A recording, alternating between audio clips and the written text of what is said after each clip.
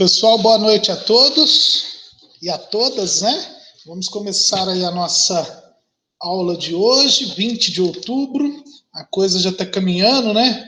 O calendário passando rápido e a gente já caminhando aí para a reta final do nosso curso, tá? Tirando essa nossa aula de hoje, nós teremos mais 6 aulas, né? Então estamos caminhando aí para a reta final. Hoje, pessoal, o que nós vamos estar trabalhando? A nossa proposta para hoje é a gente trabalhar o que ficou faltando, né? Algumas conceituações que eu quero abordar com vocês em relação ao Conselho Municipal de Educação, aquele material do Pradini que a gente enviou para vocês, e depois nós já vamos começar a discutir, a refletir, né, de um modo geral, sobre algumas questões do Fundeb, tá? Sobre o Conselho do Fundeb. Então, creio eu que até em torno de umas 7h40 nós vamos falar aí de Conselho Municipal e depois a gente volta na questão do Fundeb de uma forma mais detalhada. Tá? Então, para a gente poder começar, pessoal, eu vou colocar minha tela aqui para vocês, para a gente fazer algumas reflexões ali a partir do sumário do material, né? Que creio eu que vocês já fizeram essa leitura. Quem não fez vai fazer aí assim que tiver o momento oportuno, tá bom? Deixa eu só colocar a tela aqui para compartilhar com vocês.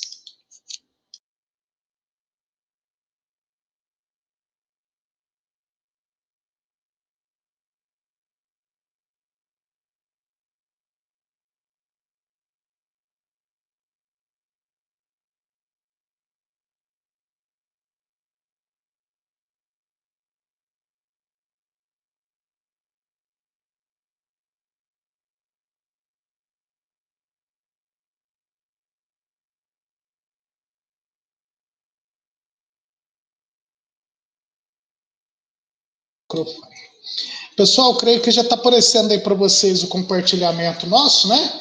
Então, para a gente finalizar as nossas considerações aí sobre Conselho Municipal de Educação, né, antes só revisando. Então, a gente trabalhou sobre o Conselho Municipal de um modo em geral, lá naquela primeira disciplina nossa, quando a gente fez uma introdução ampla, né, sobre a conceituação dos conselhos, quais são as atribuições que os conselhos possuem, a maneira deles atuarem no dia a dia.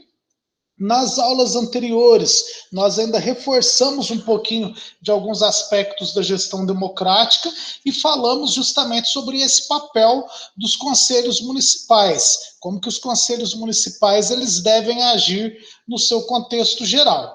E aí, para hoje, a gente vai encerrar com esse caderno do módulo 2.2 aí do Pradini, onde nós vamos estar refletindo sobre algumas das questões que o MEC assim nos orienta. Então, a primeira questão aí que nós temos é a legislação oficial no âmbito das instituições normativas. Primeiramente, o que nós temos que entender como instituições normativas? As instituições normativas no âmbito da educação, tá? No topo dessa lista, nós temos justamente quem? O Ministério da Educação. Então, o MEC ele aparece aí no topo dessa lista, como sendo aquele que normatiza a educação brasileira. Paralelo com o MEC, nós vamos ter o Conselho Nacional de Educação, tá? O CNE. Lembrando que tudo isso está aí dentro do contexto do material, tá? Para a gente não ter que ficar fazendo leitura, vamos só a essas considerações. Então, eu tenho MEC e Conselho Nacional de Educação de um modo geral, tá? Os dois trabalhando de uma forma articulada, onde o MEC emite portarias, decretos, de uma maneira geral, principalmente no que diz respeito, né, a normas que vão ser compartilhadas com outros entes federados, né, ou seja, com os estados e com os municípios, de uma forma mais ampla, tá, no contexto administrativo, organizacional. E aí nós vamos ter o Conselho Nacional de Educação, que ele funciona como se fosse um conselho municipal, mas é claro que com uma condição de trabalho, uma condição de atuação e até mesmo uma condição política melhor do que aquela que nós temos no âmbito dos conselhos municipais. Conselho Nacional de Educação tá? Ele é indicado pelo presidente da República. Então, as pessoas que vão fazer parte do Conselho Nacional, elas são, na verdade, não indicadas, né? Elas são homologadas pelo presidente da República a partir de uma lista tríplice que ele recebe. Nessa lista tríplice, para cada uma das cadeiras que compõem ali o colegiado, as entidades vão indicar. Então, quem é que indica as pessoas para o Conselho Nacional de Educação? É a UNCM, é a Undime, né? É a CNM, que é a Confederação Nacional dos Municípios. A Undime é a União Nacional dos Dirigentes Municipais de Educação. Também indicam pessoas para o Conselho Nacional de Educação, o próprio MEC, que ele tem alguns assentos garantidos lá no Conselho Nacional de Educação. Também o CONSED, que é o Conselho dos Secretários Estaduais de Educação, e assim por diante. São vários os órgãos, várias as entidades que acabam por indicar. Elas enviam, então, essas listas, conforme eu falei, tríplice, né? Por que tríplice? Listas que tenham lá 3 nomes, e o presidente da República vai escolher entre aqueles 3 nomes aquele que melhor lhe convém. Houve época que o presidente não escolhia, tá? Ele já aceitava as indicações que vinham da sociedade e dessas instituições.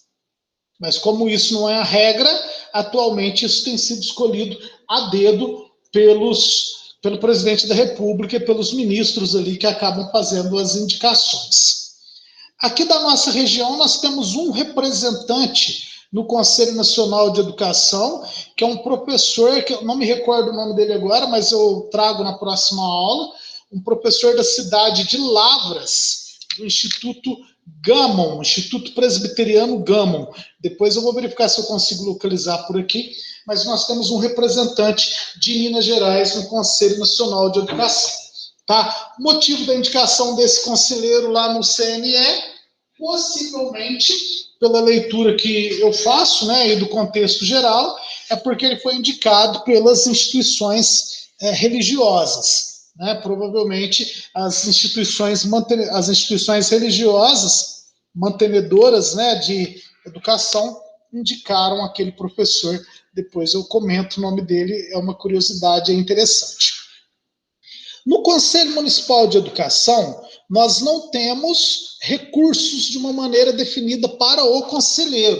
Então, se a Cássia, a Neida, Alexandre, qualquer um de nós vamos participar de uma reunião do Conselho Municipal de Educação, a gente não tem recursos destinados a nós enquanto conselheiros.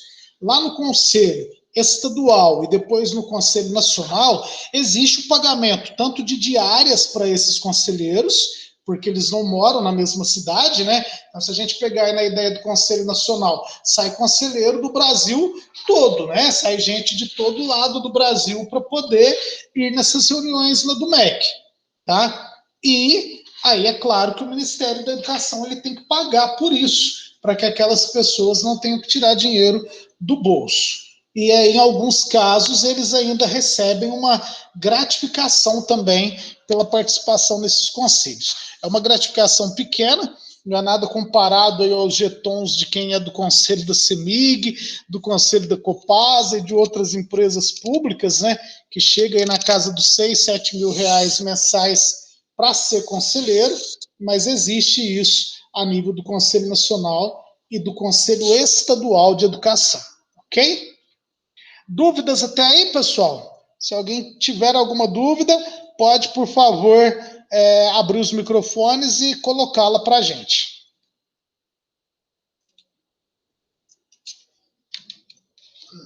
Nada, pessoal? Então, sigamos. Falamos aí dessa legislação oficial, então, né? Falamos aí desses órgãos normativos. Quais são, então, as normas? A gente falou de órgão, agora vamos falar de norma, né? Qual é a norma geral instituidora da nossa educação?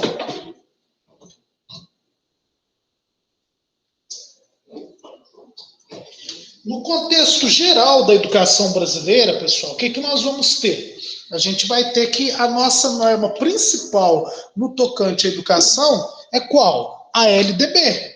Né? Então, a LDB ela é a nossa norma principal no tocante à educação, porque ela traz toda aquela regulamentação detalhada dos artigos, detalhada daquilo que o legislador se propôs a realizar lá na Constituição de 88. Então, a LDB ela é a normativa, porém, ela obedece àquilo que foi preconizado, àquilo que foi determinado na Constituição Federal. Ou seja, né, só a LDB sozinha, ela não resolve nada.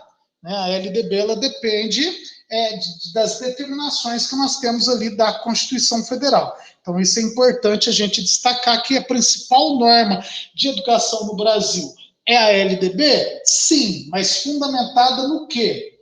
Fundamentada na Constituição Federal, que traz toda a questão inicial dos processos referentes à questão da matéria educacional, tá bom?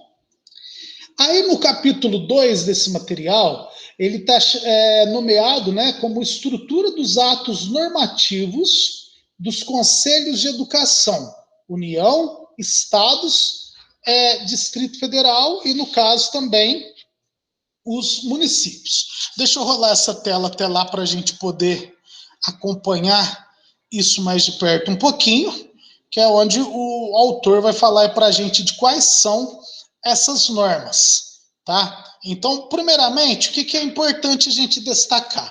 Nós falamos aí da LDB, da Constituição, é claro que paralelo a isso nós vamos ter as leis orgânicas municipais, né, teremos as constituições estaduais, que todas elas voltam, né, nas matérias de educação ali, estabelecendo aquilo que o município deixou claro como sendo algo da sua preferência normativa, deixando claro ali aquilo que ele deseja. E aí nós vamos chegar nas normas e nos atos que podem ser elaborados pelos conselhos. Né? Então, aí, a partir da página 15 do nosso material, nós temos aí quais seriam esses atos, né? Quais seriam essas normas. Então, o primeiro deles que nós temos aí, o que ele vem falando para a gente? Ele traz aí a fala referente, que podem ser vários desses materiais, então ele vai dizer, apresentamos a seguir algumas orientações para a formulação dos atos normativos, que tem um objetivo imediato, explicar leis, decretos, regulamentos, regimentos, resoluções ou deliberações. Incluem-se todas as instâncias dos conselhos de educação, porém, cada uma no seu âmbito de atuação.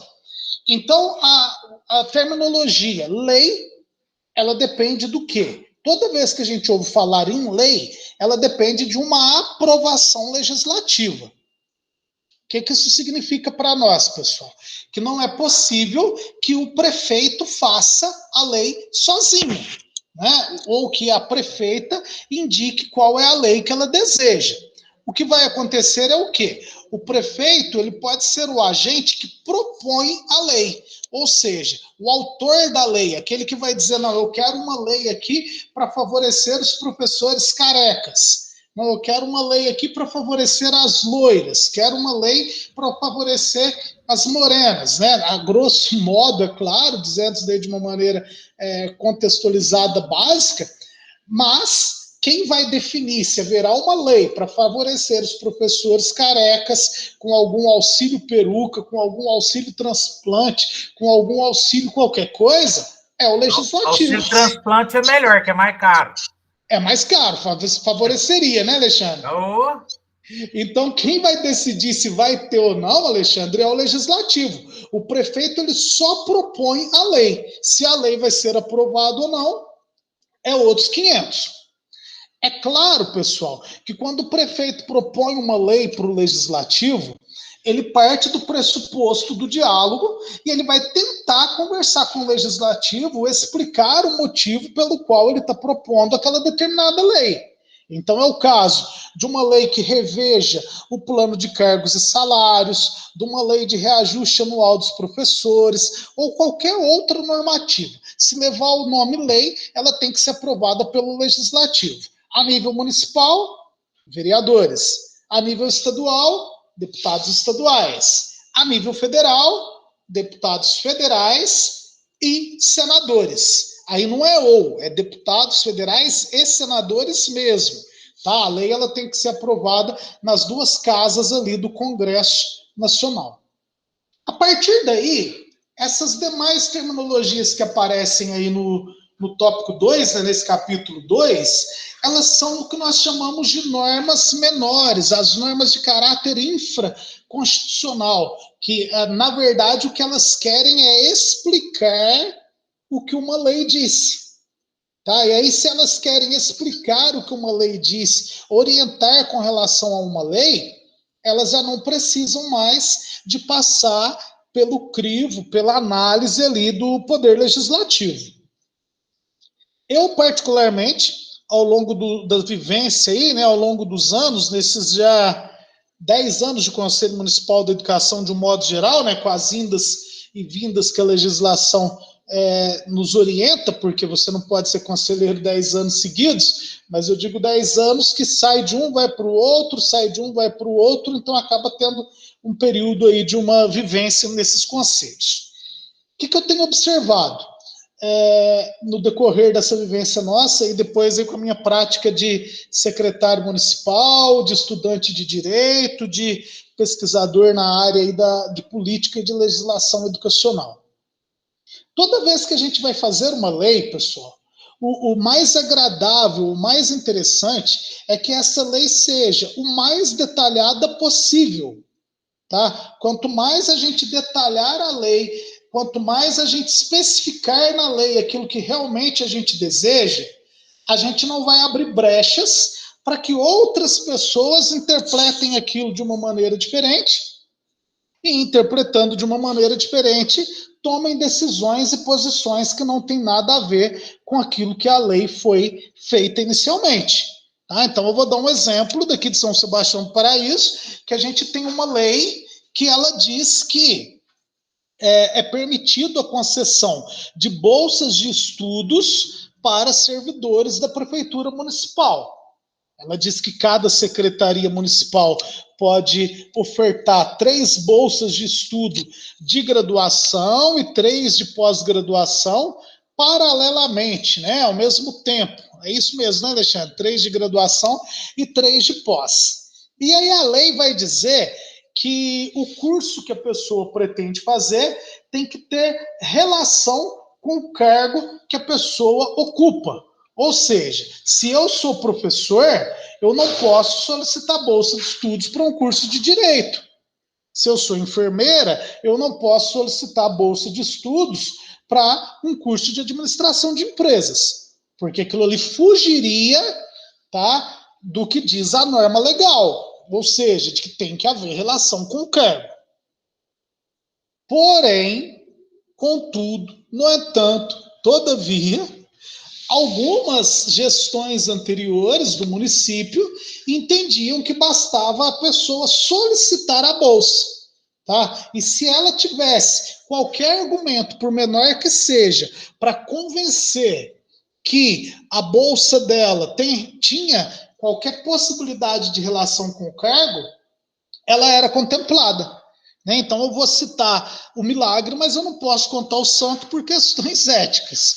Nós tivemos o absurdo, segundo o levantamento que a comissão realizou, que a gente supervisionou, tivemos um absurdo de um cidadão que é agente administrativo, ou seja, qual é a função de um agente administrativo? A função dele é trabalhar com a parte burocrática, a parte gerencial, a parte contábil, a parte financeira, tá? Então, esse seria um papel de um agente administrativo. Ele solicitou a bolsa e ganhou a bolsa, uma bolsa bacana, de R$ 1.400 mensais. Tá? É claro que como a prefeitura oferece a metade, então ele recebeu, né, R$ 700 mensais. Aí, qual é o motivo de eu estar contando essa história e o porquê? Vamos chegar lá. A bolsa que o cidadão pleiteou foi para um curso de especialização em coach, né? Então o cara é coach, ele é coach às custas da prefeitura, pagando uma bolsa de R$ 700 para ele, num curso de R$ 1.400, basicamente mensalidade de curso de mestrado, ou dependendo da circunstância aí, acho que encontra até doutorado em alguma instituição privada nesse valor, tá?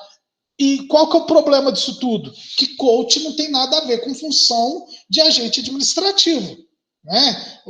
Essa formação de coach, se ela deveria ter sido patrocinada para alguém, deveria ser para o pessoal da área de psicologia, ou pessoal que trabalha exclusivamente com recursos humanos e por aí vai, por não ter nenhuma relação.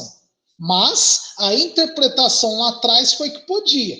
Então, o que ocorre? Se a lei ela deixa brecha, né, ou se as pessoas que estão analisando inventam brechas na lei, a gente vai ter esses transtornos todos. Né?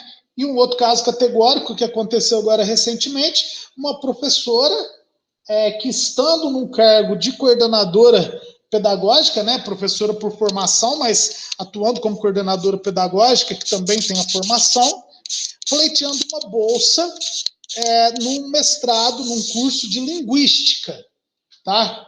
E a bolsa foi indeferida.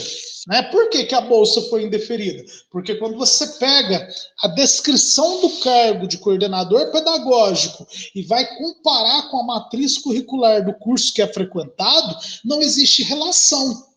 É claro que a linguística ela faz parte da nossa vida no seu contexto amplo, mas quando nós estamos falando de exercício profissional, é diferente.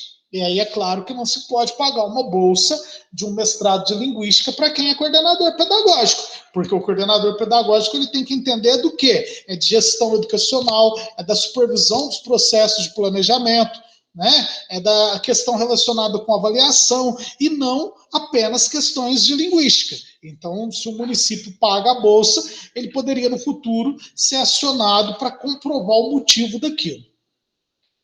Fiz todo esse pano de fundo para quê? Então, para que a gente possa entender da importância da lei ser detalhada, da lei ser clara, ela ser objetiva. Porque se a lei não for clara, se ela não for objetiva, vai acontecer o quê? Vai acontecer que o poder público, seja ele municipal ou estadual, terá que promulgar decretos. Né? Então, os decretos eles existem normalmente para regulamentar, ou seja, para explicar como que a lei deve ser colocada em prática. Né? Ou seja, para que eu tenho que fazer uma norma para poder explicar outra? Não é muito melhor se eu já fizer uma norma que é autoexplicável? Então, essa seria uma tendência lógica, porém, infelizmente, não é assim que acontece. E aí, no âmbito dos conselhos, quais são os nomes desses documentos que a gente vai utilizar? O primeiro deles que aparece aqui para a gente é o nome parecer. Então, parecer ele é um ato dos conselhos que normalmente apresenta, né, um relatório relacionado ao assunto que está sendo discutido. E além desse relatório, o relator traz um voto dizendo ali ao final que diante daquela pesquisa que ele fez, o ideal é isso, o ideal é aquilo, o ideal é aquilo outro, apontando caminhos, direcionando para algo que ele deseja que aconteça. Tá? Então, esse voto do relator, ele aparece, e aí, na sequência, os demais conselheiros vão dizer se concordam com o relator ou não. Então, vamos exemplificar isso na prática. Secretária Municipal de Educação manda para o Conselho Municipal de Educação uma consulta se devem voltar às aulas presenciais para 100% dos alunos da rede pública. E caberá ao Conselho Municipal essa definição. Então, o presidente do conselho, ou a presidente, quando receber essa solicitação do município, ele vai escolher alguém entre os conselheiros que vai relatar aquela matéria, ou seja, que vai ser relator daquele assunto. Essa pessoa vai elaborar um parecer com base em dados técnicos, em dados científicos, em dados que ela tem ali para respaldar a decisão que ela vai encaminhar. Aquele relatório, ele é lido numa determinada reunião e, havendo aprovação da maioria, então ele se transforma no quê? Em um parecer normativo. Tá? Esse parecer normativo ele passa a ser uma norma no município. Então a gente teria lá parecer 01 de 2021 do CME de Monte Santo de Minas. A ementa dele, o assunto dele, define a volta gradual às aulas presenciais. E aí esse parecer viria contando toda a historinha da pandemia em Monte Santo, como que os casos evoluíram, como que eles regrediram, o porquê que as aulas voltariam gradativamente ou não, o que deveria ser seguido, né, em relação à segurança das escolas, dos alunos, dos trabalhadores e assim por diante, tá? De posse daquele parecer, o município tem que executá-lo da maneira que foi ali então determinado. Tá? Ou seja, isso tinha previsão na lei? Não explicitamente, porque a lei, tanto a LDB quanto a Constituição Federal, ela não tratou dessa matéria, porque é uma matéria que não existia na época que a lei foi criada. Porém, quando, né, o legislador traz essa necessidade para um conselho, esse conselho ele já é regulamentado, tem normas, tem clareza dos seus papéis, aí sim cabe ao conselho se posicionar e aquele posicionamento do conselho passa a ter, então, esse caráter de norma, ele passa a ser um ato normativo que deverá ser seguido por todos. Da mesma forma que os pareceres, a gente vai ter as resoluções dos conselhos e também as deliberações, que aí já são no sentido de quando a gente tem uma decisão de uma maneira mais clara, uma decisão de uma maneira mais pontual, colocando regras. Então, as resoluções, elas colocam regras de uma maneira absoluta. Os pareceres, eles indicam caminhos, que também se tornam regras, que também se tornam normas, mas as resoluções e deliberações, elas têm um poder, digamos assim, um pouco mais taxativo naquilo que elas orientam. Ok até aí, pessoal?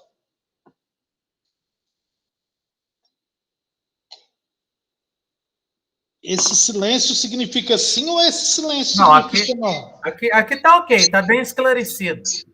Perfeito, então, Alexandre. A Obrigado pelo LDB, ela é de devolutivo. 96, né, doutor? A LDB de 96, exatamente. Eu tenho uma dúvida aqui, que eu tava... Foi a LDB que passou de 180 para 200 dias letivos? Aí, Alexandre, nós vamos ter as alterações da LDB, tá? Então, já no texto principal da LDB, o de 96, ele já trazia, se não me engano, essa mudança para 200 dias letivos, tá?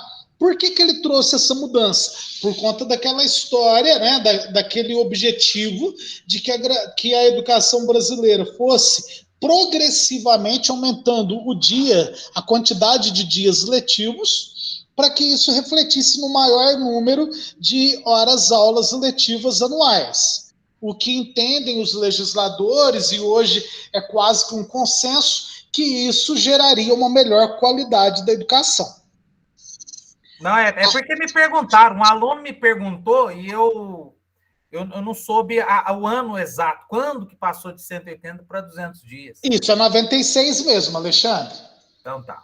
Tá? E aí é claro que houve toda uma discussão na época, Alexandre, tanto do Conselho Nacional de Educação, desses outros órgãos, para se chegar nessa definição. Hoje nós já temos uma ala no Congresso Nacional, composta aí pela bancada da direita e da extrema-direita, que já defendem um ano letivo de 250 dias letivos. Tá? Alguns outros 220, mas tem uma bancada da extrema-direita que já fala em 250 dias letivos. É uma argumentação que ela é controversa, que ela vai gerar polêmica, é lógico, mas que eles têm um embasamento lá onde eles falam. Uma das questões que eles argumentam é do porquê o professor ser um dos únicos profissionais no Brasil que tem 60 dias de férias regulamentares, né?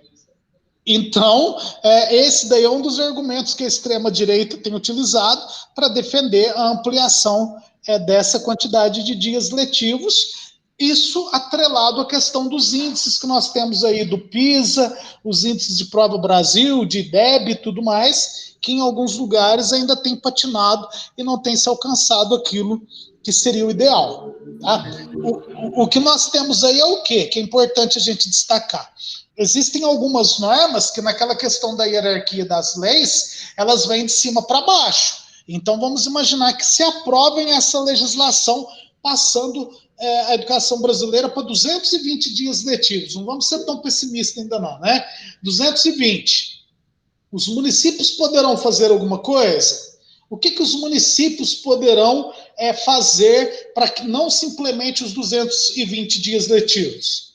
Mas é possível? É possível. Se for aprovado no Congresso, é possível. É porque eu pensei que a federal... né? Não, peraí, Alexandre. É possível o que você diz? É possível recusar os 220 dias? Isso, não é possível, porque a lei federal ela tem a prevalência sobre as normas municipais e sobre as normas estaduais. Tá? E aí a gente pode até pensar assim, mas o professor ele ganha pouco, por isso que ele tem 60 dias de férias. Tudo bem, esse é um argumento que nós, trabalhadores, entendemos, mas a gente sabe que a sociedade não compreende isso. Né? Sim. Sim, Neida. Qual outro profissional, além do professor, atende ao mesmo tempo, né, no período de trabalho, 30 alunos, 30 pacientes, 30 clientes? Qual outro? Não, eu concordo, Neida, perfeitamente, mas o problema assim, é qual? Existe? Eu acho que não existe, não é? Eu creio que não, mas o problema da argumentação desse pessoal é qual? É uma situação controversa porque em alguns momentos a gente tem alguns sindicatos que ficam falando abobrinha, que quer igualdade disso, igualdade daquilo outro. Aí esse pessoal da direita vai lá e fala o quê? Não, se vocês querem igualdade, então vamos colocar 30 dias de férias para todo mundo, igual são outras profissões. Porque que ainda tem uma quantidade de férias diferenciada, somos só nós na educação e o judiciário. A gente tem que... E os políticos, né? Lógico, lá no Congresso. Tem 90, ninguém está falando nada. Não tem 90 mais não, Alexandre. Já reduziu isso daí. Eu acho que hoje deve estar dando 45. Né? Então, assim, é lógico que existe toda a discussão, toda essa questão, quando isso for acontecer, quando isso se tornar público, vai haver um debate grande, mas são exemplos de situações que, se forem definidos por lei, não adianta o conselho querer fazer uma deliberação, uma resolução, um parecer ou qualquer coisa, que isso vem de cima para baixo. A hierarquia das leis, primeiro a estadual, os deputados. O Alexandre está me dizendo aqui que mudou-se dos deputados realmente para 55 agora. Então, aquilo que vem da legislação federal, primeiro, no segundo plano, o que seria a legislação estadual, e aí depois a legislação municipal. Daí, Neida, aquela importância da discussão que a gente tem feito. Né? Se o município não normatiza, ele cai na normatização de quem? Do Estado. Então, por isso que a gente tem discutido e temos batido muito nessa tecla da necessidade da criação dos sistemas municipais de educação. Porque, havendo sistemas municipais de educação, nós teremos apenas duas escalas aí nessa hierarquia das leis. As leis federais e as leis municipais. É isso que muita gente ainda não entendeu.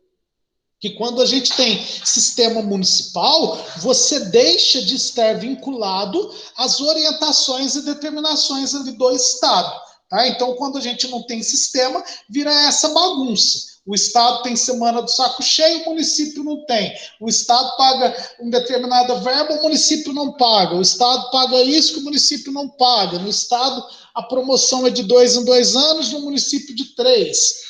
E aí é claro que vai ser dessa forma, porque cada ente federado ele tem autonomia para definir a sua gestão.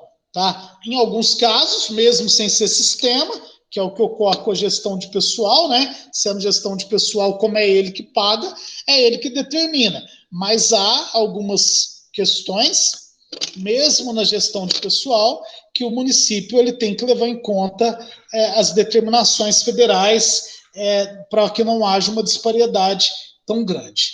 Tá? Depois aí nós temos a possibilidade ainda de indicações, que a indicação ela tem um papel muito parecido com o da deliberação e da resolução, mas a forma do trabalho é um pouco diferente. Então, aqui na página seguinte, página 18, o autor até colocou aí para nós uma descrição, né? Ele está descrição mesmo, ele está descrevendo aí para nós a finalidade de cada um dos atos. Então, a indicação, o que, que ela é, o parecer, o que, que ele é, e a resolução ou a deliberação, a que se refere, tá?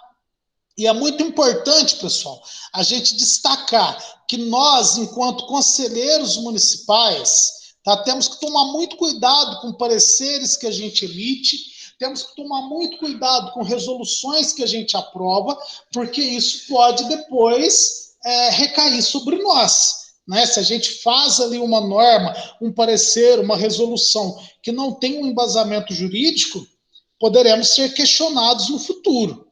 Tá? E alguém, alguma questão que gostaria de comentar até aí, pessoal? Então, tá certo. E aí, Alexandre, o que é importante a gente destacar? A maioria dos conselhos no Brasil ficam discutindo, mas não fazem parecer, não fazem resolução. Se você não faz parecer, fica um assunto que ele é tomado como pessoal. É um assunto do Alexandre, não é um assunto do conselho. Então, nós temos que provocar, enquanto conselheiros, para que os conselhos comecem a adotar a prática de criar parecer. Eu tenho uma situação aqui que eu não concordo na rede pública que eu leciono. Tá? Vamos dar uma situação hipotética aí que algum de vocês não concorde, que acontece na rede municipal que vocês trabalham, pessoal. Qualquer uma. Não precisa ser muitas não, gente. Só uma para a gente poder exemplificar.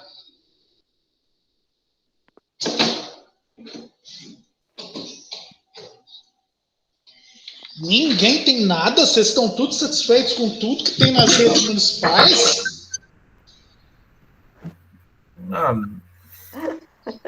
A lista é grande. Aí... Então, se a lista é grande, puxa só uma. Aí dá branco. Mas o que pode ser? Por exemplo, a questão do auxílio, os 10% lá né, como é que chama aquele negócio lá? De difícil acesso, né? Quem mora na fazenda não tem muita coisa, né? Tá.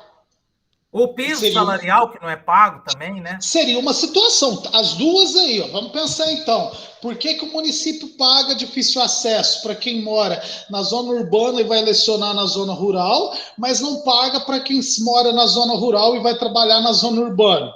É uma dúvida, é uma questão que vale a pena um estudo, ok?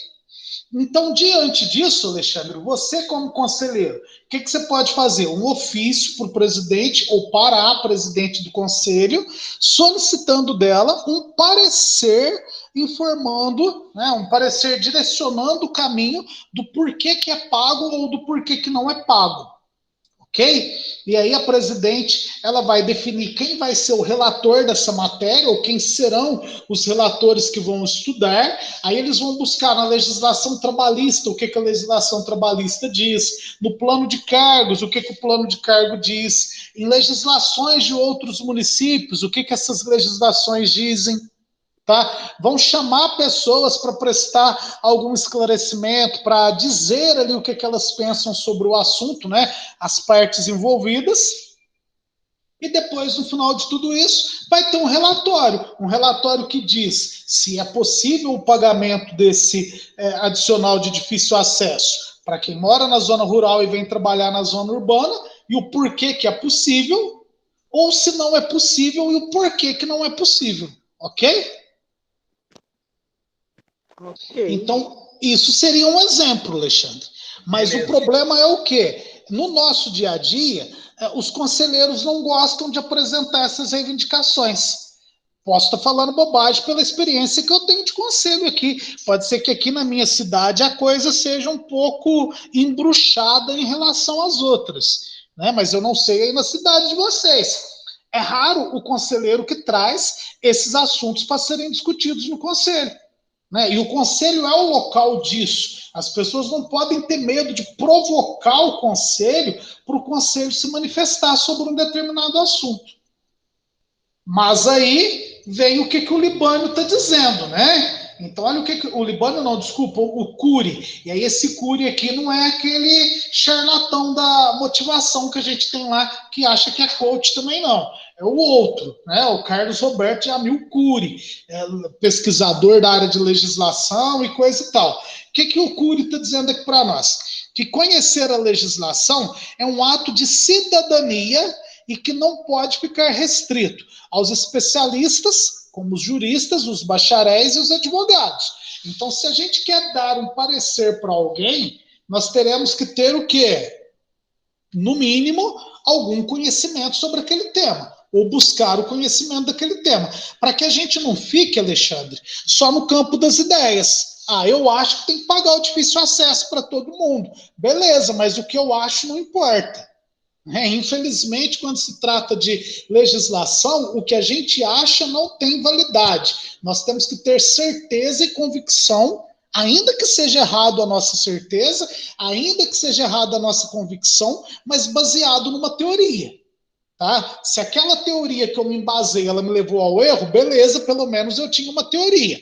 Agora, o que não pode é a pessoa ficar na ideia do achismo, no campo do eu acho, do eu penso, e não ter como provar aquilo que ela acha e aquilo que ela pensa.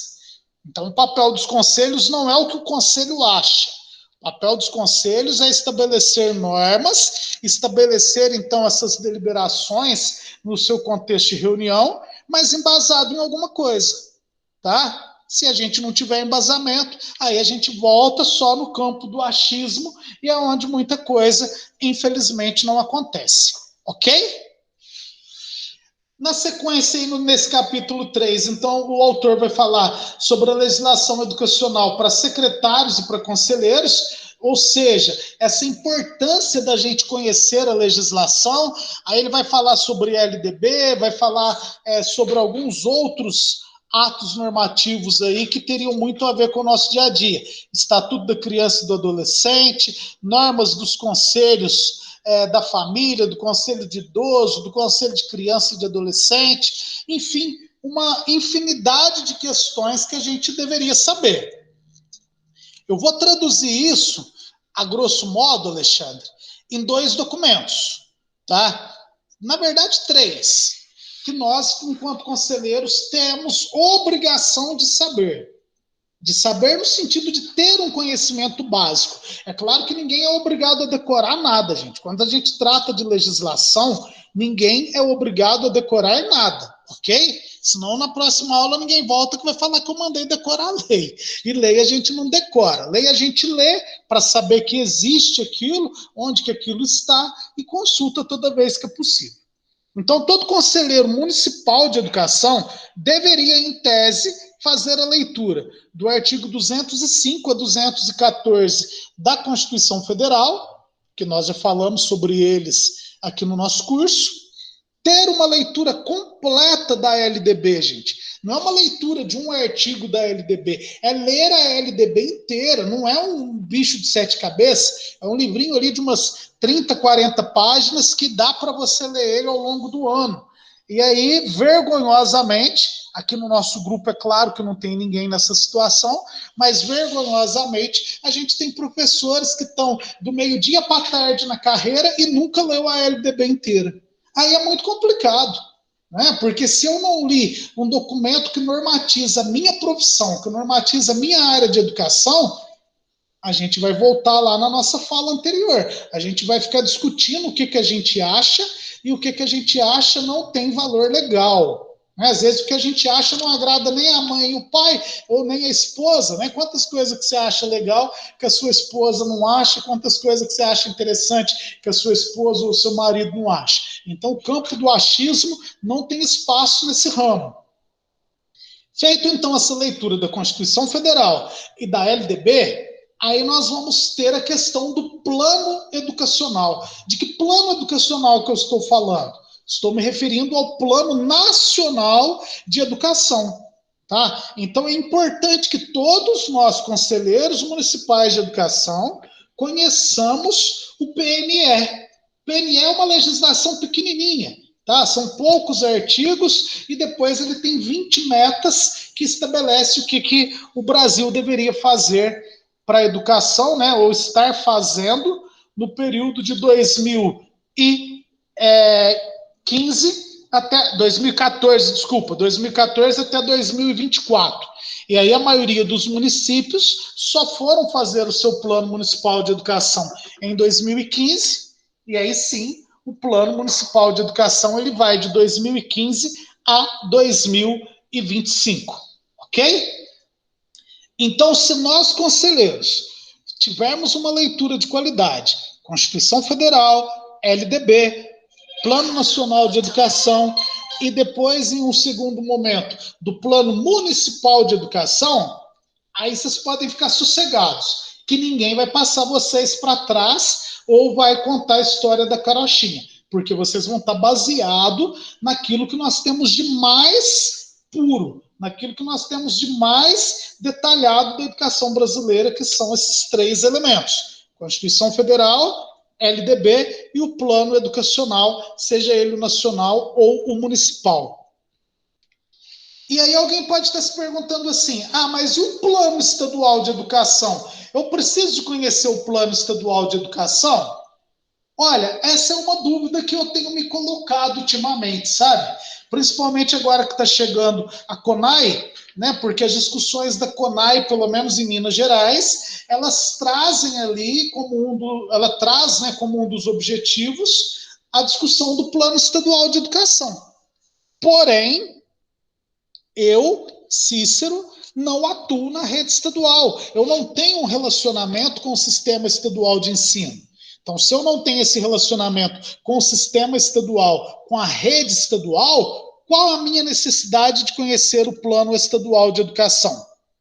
É uma necessidade quase que zero, mas a título de curiosidade ou de querer relacionar aquele plano estadual com o que acontece na lógica do meu município, da cidade onde eu estou inserido.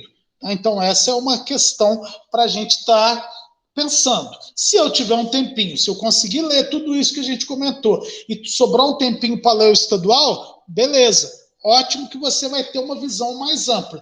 Mas se você conhecer o lugar onde você mora, já está de bom tamanho. Porque essa é a discussão que nós temos feito hoje da territorialidade na educação. As pessoas não conseguem conhecer a realidade das suas escolas e estão querendo mudar a realidade da cidade inteira. Ou não conhece nem a realidade do seu bairro e já está falando em mudar Minas Gerais. Então, a gente tem que primeiro atacar no território onde nós estamos inseridos. E, a partir daí, é claro que isso vai se expandindo. Então, pessoal, de um modo geral aqui sobre o Conselho Municipal de Educação, eu encerro com essa questão aqui dessa nova organização da educação nacional, onde ele vai trazer aí as competências, né, as atribuições de cada um dos entes federados. Aqui ele tem nessa tabela, ó, que compete à União o quê? Né? A União ela tem as instituições federais de ensino, tá? E essas instituições federais de ensino, elas atuam de uma maneira supletiva e redistributiva. Tá? Elas têm uma função de contribuir para o processo da educação brasileira como um todo. Aqui nós estamos falando de qual é a particularidade dela. Tá? Seja contribuir para o ensino superior, para o ensino médio, através dos institutos federais, dos colégios federais, e com a própria educação básica, considerando que essas instituições elas oferecem formação para professores da educação básica. O que é a prioridade do Estado? A prioridade do Estado ela é a oferta do ensino fundamental, né, mas coligado, né, isso atrelado ao ensino médio. A prioridade do Estado hoje é a oferta do ensino médio. Não só hoje, isso desde 1996 com a LDB. Por isso que nós vemos aí alguns estados, como é o caso de Minas Gerais, promovendo municipalização de escolas do ensino fundamental. Né? Por quê? Porque se não é obrigação dele, ele não vai mais atuar naquela área. Ele quer atuar na área que é a competência dele. E o município, por mais que a gente pense o contrário, mas a prioridade do município é a oferta do ensino fundamental. A educação infantil, ela aparece ainda como uma função supletiva do município e não como prioridade. Embora nós tenhamos a obrigatoriedade de universalizar a educação infantil até o final da vigência do PNE 2024, mas a obrigatoriedade do município é pelo ensino fundamental e gradualmente ele vai expandindo a sua educação infantil. Então esse é o motivo de faltar tanta vaga em creche no Brasil afora, né? Porque o que o município tem que fazer é dar conta do ensino fundamental e aí ele atua na educação infantil conforme as possibilidades. E aí então, pessoal, desse modo a gente encerra aí o nosso estudo dessa disciplina. Tá, eu vou pedir que vocês, quem não teve oportunidade de fazer a leitura, faça a leitura desse material em casa. Se precisar, entre em contato conosco, que nós vamos nos falando, esclarecendo algum outro ponto que vocês julgarem importantes. Tá bom? Neida está com a mão levantada, por gentileza, Neida, fique à vontade.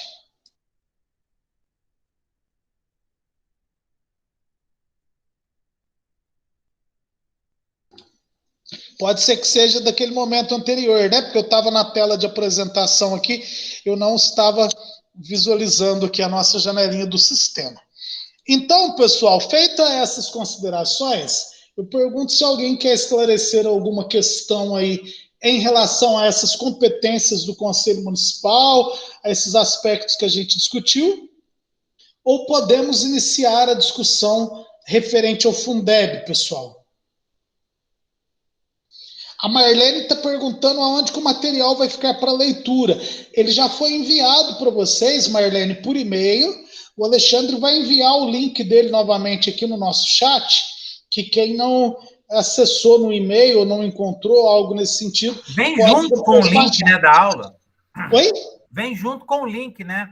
Isso, vai junto com o link.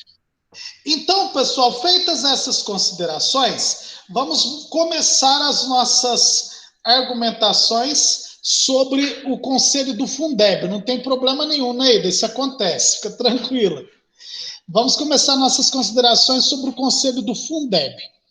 Para falar de Fundeb, pessoal, é preciso a gente falar de financiamento da educação, que nós já falamos de financiamento lá atrás. Então aqui eu não vou ficar recuperando aquelas questões todas que a gente falou de financiamento, tá? Porque a ideia central não é essa. Então, a gente vai discutir alguns pontos bem pontuais, né? Bem redundante aí, né? Pontos bem pontuais, bem assertivos na questão do Conselho do Fundeb e o Fundeb como um todo, que é novidade para todos nós, né? Após essa transição que nós tivemos aí. Para a gente começar a falar de Fundeb, pessoal, a gente tem que puxar o gancho dessa história lá na valorização de professores. Tá? A valorização de professores ela é algo que já estava determinado na Constituição Federal de 88, que foi reforçado na LDB de 1996, e então é justamente a partir daí que se começa a ter uma preocupação maior com a remuneração dos professores. Né? Quando a gente fala em remuneração, nós estamos dizendo aquilo que ele recebe. Aquilo que o professor recebe lá na boca do caixa, aquilo que cai lá na conta e faz a gente rir. Isso é a remuneração. Para a gente chegar nessa remuneração, é claro que a gente precisa de fazer uma discussão sobre o quê? Sobre salário base. Qual é o salário desse professor? Comparado o salário de um professor hoje com quem exerce uma função de nível superior, com a mesma compatibilidade de carga horária, o salário do professor ele está defasado, o salário do professor ele está legal. Vocês já pararam para pensar nisso? Então vamos pensar juntos. Um professor que trabalha 25 horas semanais, tá? O salário dele é legal se eu comparar com o da enfermeira, que faz 12 por 36, que vai dar uma média de 30 horas semanais, 36 horas semanais? Já pararam para analisar isso? Quem está ganhando melhor, a enfermeira ou o professor? Quem está ganhando melhor, a psicóloga ou psicólogo ou o professor no comparativo de carga horária? Tá? Quem está ganhando de uma forma melhor aí? O bancário, o escriturário ou o professor? Para a gente fazer essa comparação, precisaremos de ter o salário base do professor e o salário base desse profissional que a gente está se referindo. A Marlene, ela está dizendo aí que, na opinião dela, quem está ganhando melhor é o professor. Só um minutinho, pessoal.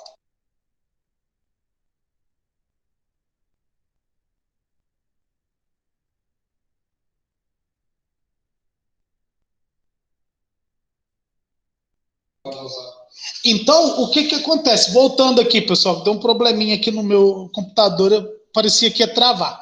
O salário do professor, Marlene, hoje, né, na nossa realidade de hoje, ele não está tão desigual quando comparado com outros profissionais de nível superior e com carga horária equivalente.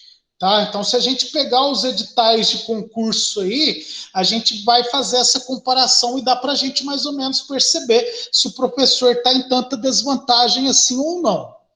Ainda existe em alguns estados, ainda existe em alguns municípios uma desigualdade muito grande dos professores, principalmente, em relação a outros profissionais de nível superior.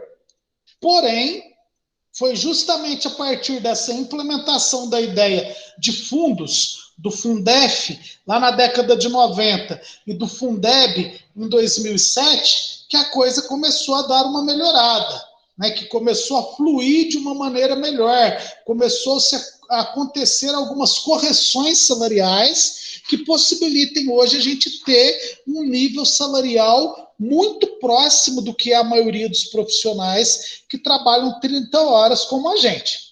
É claro, gente, que não dá para nós compararmos o salário do professor, eu estou falando 30 no contexto geral, tá? Porque a maioria dos professores é 24 ou 25. É claro que não dá para eu comparar o salário de um professor de educação básica com um gerente financeiro de uma multinacional, ou com um gerente de uma indústria que trabalha 3 turnos, com o gerente de um supermercado que vai ter lá carga horária diferente, que vai ter atribuições diferentes, responsabilidades diferentes. Então é necessário que quando a gente vai fazer essas comparações, a gente faça comparações com responsabilidade. É isso que eu ia falar. O que, Alexandre? Por exemplo, né, depende de qual professor e qual enfermeira, né? Exatamente. Se foi enfermeira lá do Sírio-Libanês. Exatamente. Então a gente tem que sempre, Alexandre, fazer comparações que elas sejam justas para que a gente não aponte uma desigualdade que talvez ela é fantasiosa. Né? É claro que se eu pegar um enfermeiro lá do Sírio-Libanês e um enfermeiro de Itamugi, ou um enfermeiro de Jacuí ou de Paraíso, a diferença salarial vai ser exorbitante. Então nós estamos falando num contexto das mesmas realidades. Nós temos que ser pé no chão de entender que a coisa melhorou muito. Né? Em relação ao que nós tínhamos há 15, 20 anos atrás, houve avanço. Porém, o fato de terem acontecido avanços não significa que nós temos que nos acomodar e dizer que está legal, beleza, muito bem. Não é bem assim. Ainda existe uma luta de classe, uma luta de categoria profissional para a gente se afirmar dentro desse cenário e conseguir a valorização tão desejada. Então, visando isso, o Fundeb inicial ele é de 2007. A diferença que nós temos do Fundeb para o Fundef é que o Fundef ele era exclusivo para o ensino fundamental. Ele não entrava em educação infantil, nem ensino médio, nem a EJA. Com o Fundeb passou-se a entrar no cômputo, né? Educação infantil, ensino médio e a educação de jovens e adultos. Então, isso foi uma mudança que o Fundeb trouxe.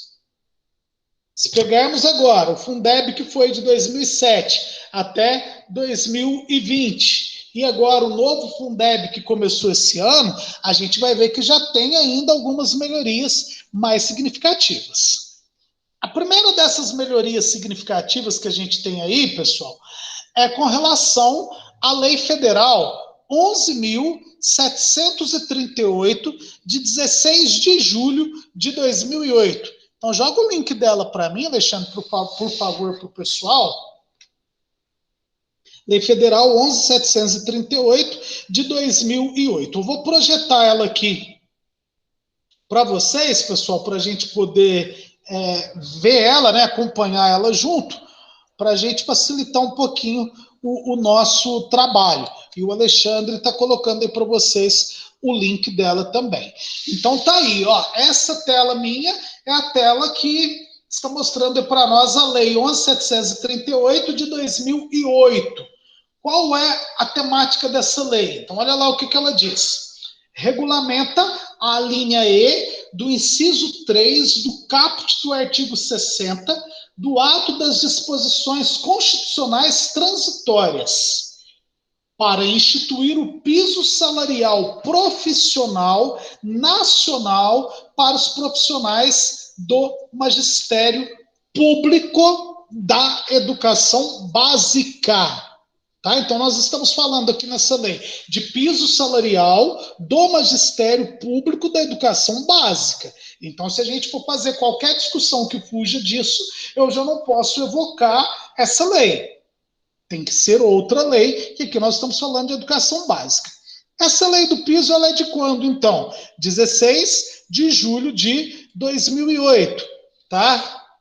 Sendo desse período, por que ela é de 2008? Porque o Fundeb ele é de 2007, que é justamente essa lei que eu estou grifando aqui para vocês, ó, a 11.494 de 2007.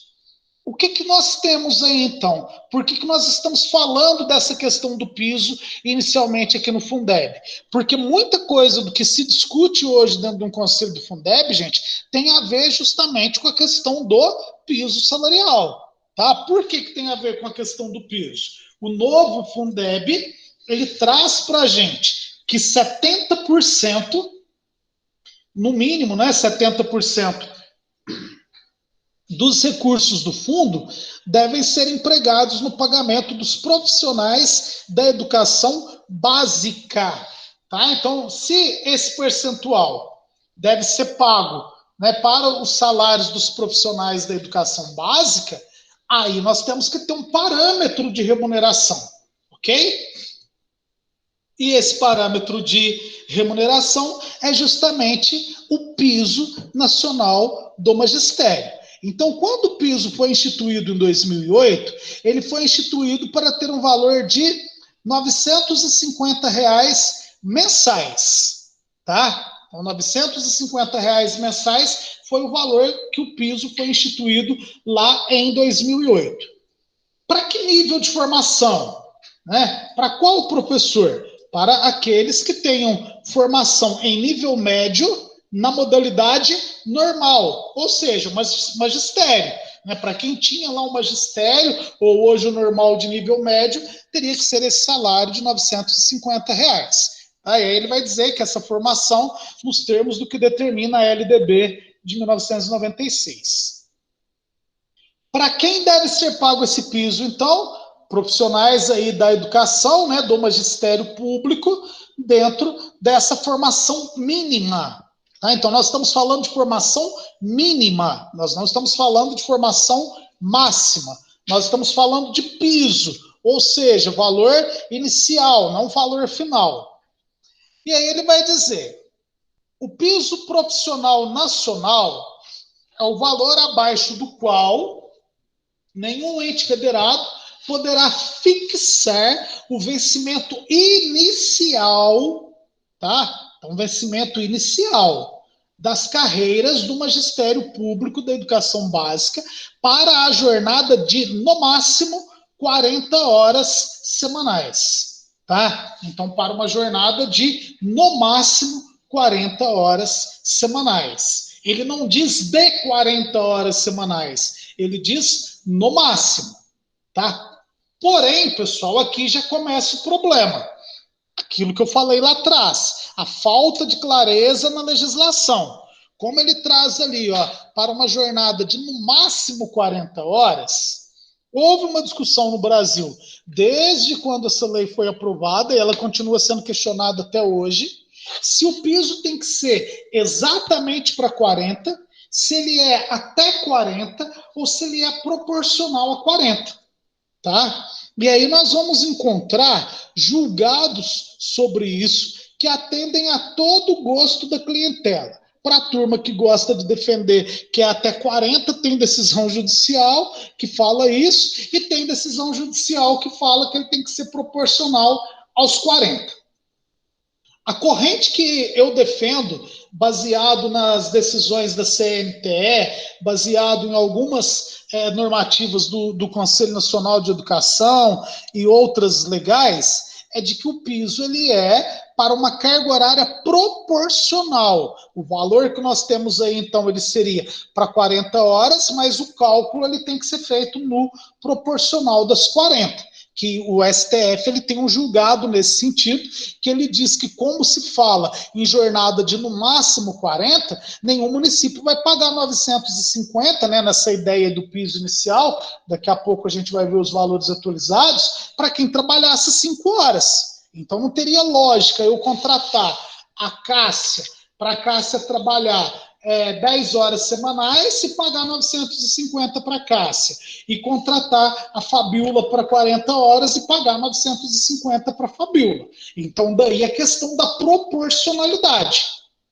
que aí a gente volta naquela discussão que a gente comentou lá atrás um pouquinho. Nós temos que fazer as críticas, mas com uma clareza técnica que não nos coloque, né, numa situação parecida com a daquelas pessoas que discutem só por discutir, tá? Então, está muito evidente aí na legislação, que é de no máximo 40, e nós temos um julgado do STF que diz, então, que é para 40 horas e cada município, cada ente federado vai calcular isso em cima da proporcionalidade de horas que ele tem. Então, como que a gente faz esse cálculo? Muito simples da gente fazer esse cálculo. Então, vamos pensar, tá? Salário base da cidade de Barbacena, né? Cidade de Barbacena hoje, ela, vamos, na verdade, o contrário. Vamos pensar aqui que o piso esteja em R$ 2.500, tá? Então, um pouquinho a mais. Vamos pegar o valor exato para a gente não trabalhar com suposições, porque já facilita a nossa vida. Então, o piso hoje, 2021, o valor dele, R$ 2.866,24, tá? E 24 centavos. Esse é o valor atual do piso, certo? Para eu saber se o meu município paga o meu salário, tá, correspondente ao piso, nós estamos falando de salário base, então nós temos a seguinte informação: valor do piso nacional, 2.886,24. O salário inicial de Barbacena é 2.500. Então, 2.500 inicial de Barbacena, tá?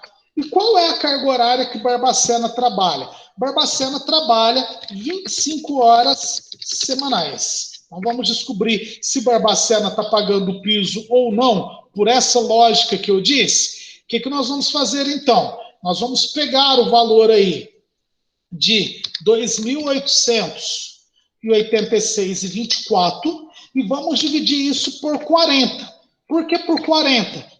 É a carga horária estabelecida lá na lei federal. Então, nós vamos chegar num valor de R$ 72,15 por hora. Nós não estamos falando por hora aula, por hora de carga horária no contexto cheio aí. Pegamos esses R$ 72,15 e vamos multiplicar pelas 25 horas semanais de Barbacena. Então, nós chegaríamos no valor do salário de Barbacena proporcional de R$ 1.803,90. Então, esse seria o valor que Barbacena teria que pagar como salário proporcional. Quanto que ela paga? R$ 2.500. Então, vem a pergunta: Barbacena está pagando piso no início ou não? Está muito acima. Não fala nada não, senão eles vão querer baixar. As colegas que são de Barbacena, como é que está a realidade aí? Eu acertei na mosca, errei para menos, errei para mais? que nós temos, pessoal? A Sandra, eu acho que é de Barbacena, né, Sandra?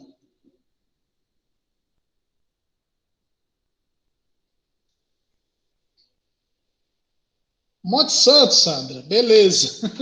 Vamos pensar a lógica de Monte Santo, então, Sandra. Carga horária de vocês hoje aí em Monte Santo. Qual é a carga horária semanal? E qual o salário, se você puder dizer para nós. Então, Monte Santo hoje, carga horária semanal 24 horas, tá? Então, só a gente aplicar essa fórmula, pegar o valor do piso dividido por 40, multiplicar pelo número de aulas. E aí a Sandra está dizendo que lá em Monte Santo eles estão recebendo R$ 1.803,90. Eu acertei o seu valor, então, na bucha, Sandra.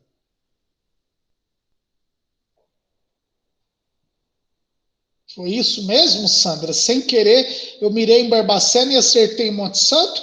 Ou você que confundiu na hora de colocar o valor aí? Tá, não tenho certeza, mas é mais ou menos.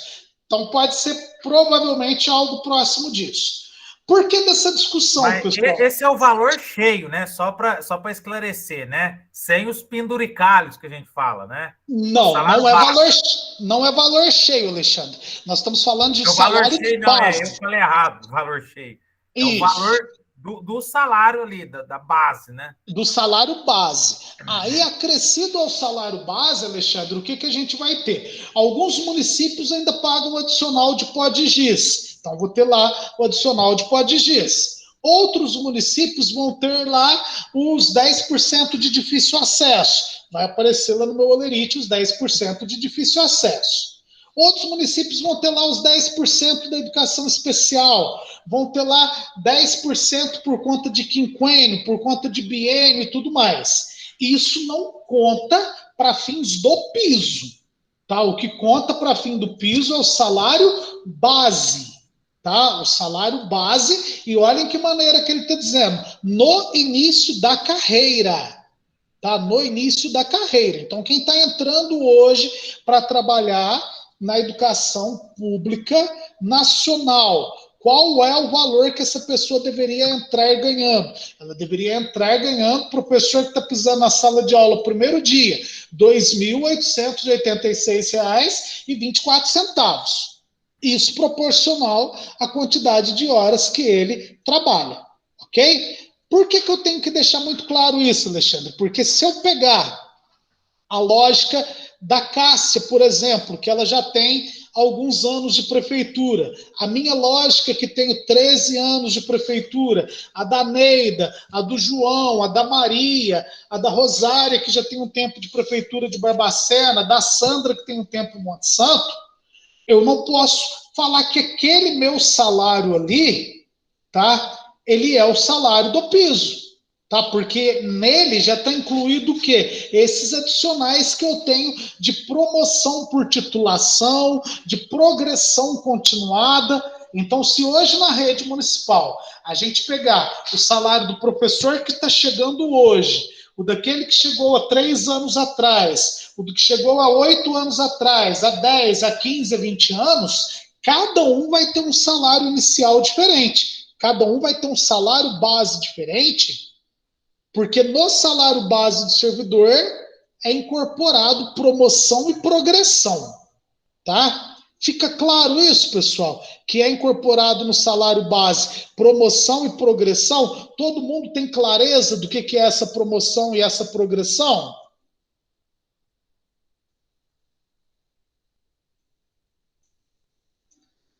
Tá claro para todo mundo? Progressão e promoção? Bom, para mim tá. Apesar de ser lenta, mas isso, é demora lento, mas muito, né, para isso. Mas pelo menos tem uma luzinha lá no fim do túnel, né, Alexandre? Cara, é difícil, vai ter que suar muito. Sim, porque é estabelecido, né, essa forma da promoção e da progressão em cada um dos planos de cargos.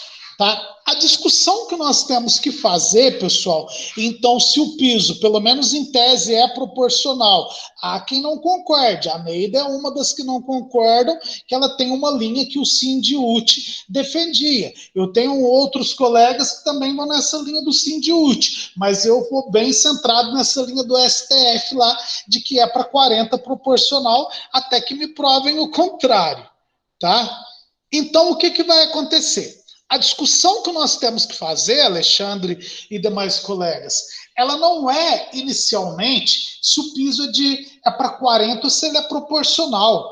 Porque se for para 40 taxativo, quer dizer que nós que trabalhamos menos de 40, então ainda estamos ganhando mais. Concorda? Se para quem trabalha 40 horas é os 2.800, eu trabalho 25 horas e estou ganhando 2.800, opa, para mim então tá bom, estou reclamando do quê? Porque nessa ótica aí ele pode pagar, mas exigir as 40, né? Exatamente, é aí, Alexandre, que muita gente ainda não captou. Esse discurso político que a gente vê de candidato a prefeito, de candidato a vereador, de alguns dirigentes sindicais, não, eu quero o piso, eu morro pelo piso, eu luto pelo piso. Aí ele vai lá e leva uma pancada na cabeça, porque o prefeito muda a lei e fala, não, você quer o piso, eu vou te pagar, só que agora você vai trabalhar 40 horas semanais. Tá? Então tem toda essa discussão para ser feita e que é uma discussão que a gente tem que tomar cuidado. Né? Então precisa-se de primeiro definir essa clareza de que o piso ele é proporcional. Definido isso, concordemos ou não, nós vamos ter que chegar na questão do reajuste do piso. E é aí que está o problema que nós temos hoje dentro dos conselhos do Fundeb, que vocês, enquanto conselheiros do Fundeb, nós, enquanto conselheiros, temos que defender, é que o reajuste salarial, Alexandre, ele aconteça nos termos do que está determinado aqui na legislação. Olha lá o que vai dizer a legislação para nós, então. No artigo 3º, o valor do que trata o artigo 2º, ou seja, o valor do piso, passará a vigorar a partir de 1º de janeiro de 2008. Mas, na verdade, ele só foi vigorar a partir de janeiro de 2009. Houve discussões aí, foi um caos para esse valor entrar de vez no cenário brasileiro.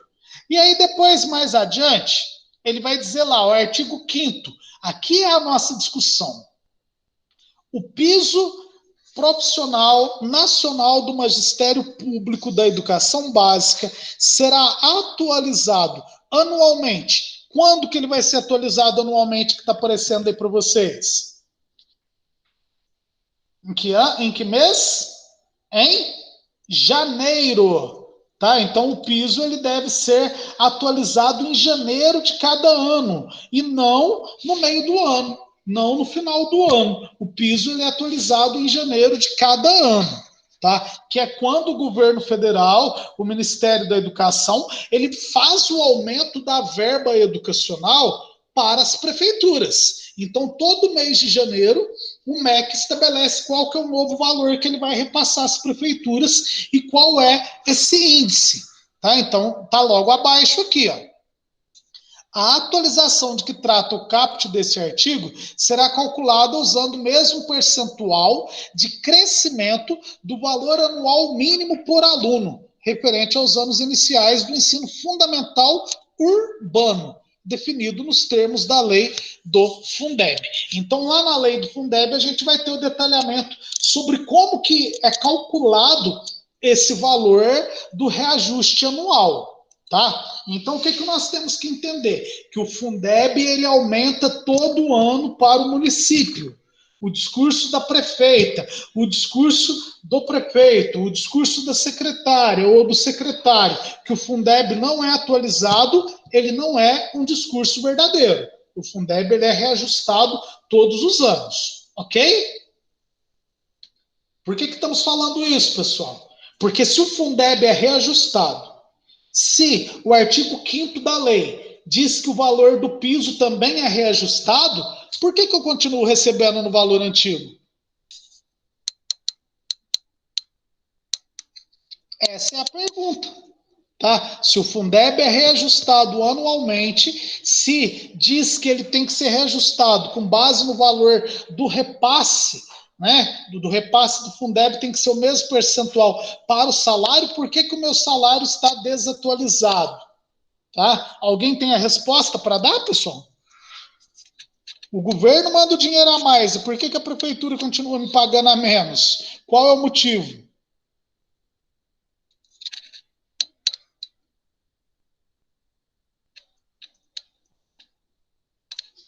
Vocês estão muito quietinhas hoje. Vou falar quietinhas porque o Alexandre já falou. A mulherada não quer falar hoje, não.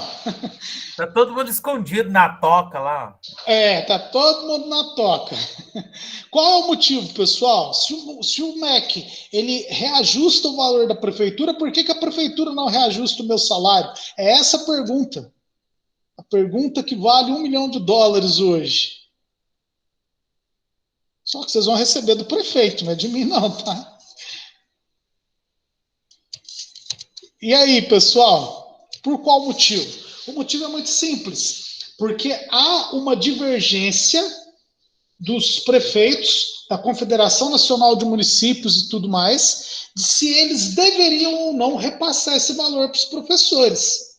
Tá? E aí houve uma discussão judicial e o Supremo Tribunal Federal determinou que o valor que o MEC paga de repasse a título de reajuste para o município tem que ser o reajuste do piso. Tá? Então vamos entender, Alexandre, vamos começar a exemplificar isso e demais colegas que estão aí conosco. Vamos exemplificar isso, Cristina. O MEC dá um reajuste no Fundeb de 20%, vamos pegar hipoteticamente aí, né, desse ano 2021 para 2022. Então, 1º de janeiro de 2022, o dinheiro que a prefeitura recebe de Fundeb, ele vai vir 20% maior. Tá? Se ele vai vir 20% maior, o Supremo Tribunal falou, não, se você está recebendo a mais, você tem que ir lá e tem que pagar a Neida a mais, você tem que ir lá e tem que pagar a Rosária a mais, tem que pagar a Silvana a mais, porque eu te dei o dinheiro.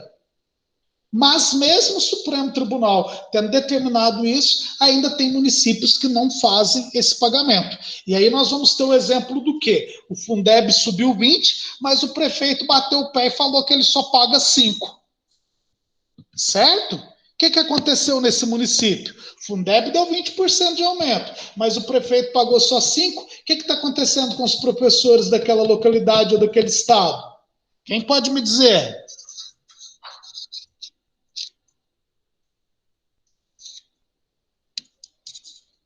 Pessoal, vocês estão aí mesmo?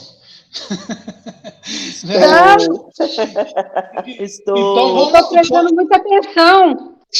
Então vamos lá, Regina, me ajuda a achar o enigma disso. Tá? O Fundeb pagou 20% a mais e o prefeito só me deu 5%. O que aconteceu comigo? Meu salário defasou.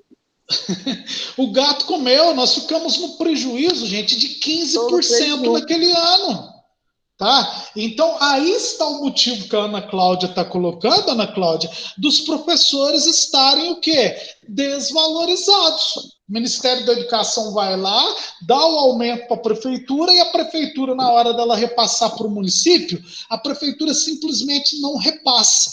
Por que a prefeitura não repassa? Porque está tudo muito bom, ninguém não reclama, conselheiro nenhum não pede parecer, né? Ninguém não fala nada, então fica por isso mesmo. E aí a hora que a gente vai somar, Ana Cláudia, tudo que a gente perdeu ao longo da vigência do Fundeb, a coisa se complica. E aí a Cássia está perguntando, a prefeitura é obrigada a repassar ou é livre? A prefeitura, Cássia, é obrigada. Tudo em letra maiúscula, negrito e sublinhado. Tá? Por que ela é obrigada? Olha lá o que diz o artigo 5º da lei. Né? Ela tem que repassar em janeiro e com base no cálculo do reajuste do Fundeb. Ok? Quem tinha aberto aí pode falar, pessoal.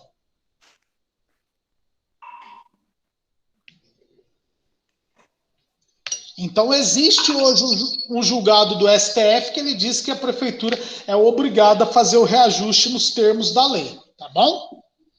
Por que nunca aconteceu nada em nenhum momento? Aí você me aperta, Cássia. Tá? Eu posso dizer ou vocês já têm a resposta? Diga, Neida.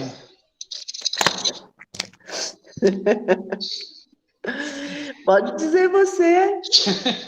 Isso nunca foi feito, gente, porque ninguém mexeu nada. E quando a gente mexe, quando a gente fala, nós somos taxados como fizeram lá com os filósofos na antiguidade. Vão falar que nós somos doidos, igual falaram do Galileu Galilei, né? Vão falar que a gente é Aqui é maluco. comunista. Igual falaram do Gambrel quando ele inventou o telefone e do outro que inventou a energia elétrica, vai falar que a gente é comunista, que a gente está querendo implantar o socialismo, mas a lei não fui eu que escrevi, Alexandre. Olha lá, a lei é de 2009. Quem julgou foram os 11 ministros do Supremo. Marta, fique à vontade.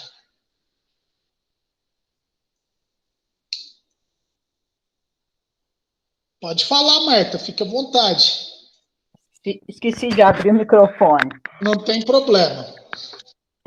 Já que eles são obrigados a repassarem o reajuste de acordo com o que for passado para o Fundeb, correto? Foi isso? Correto.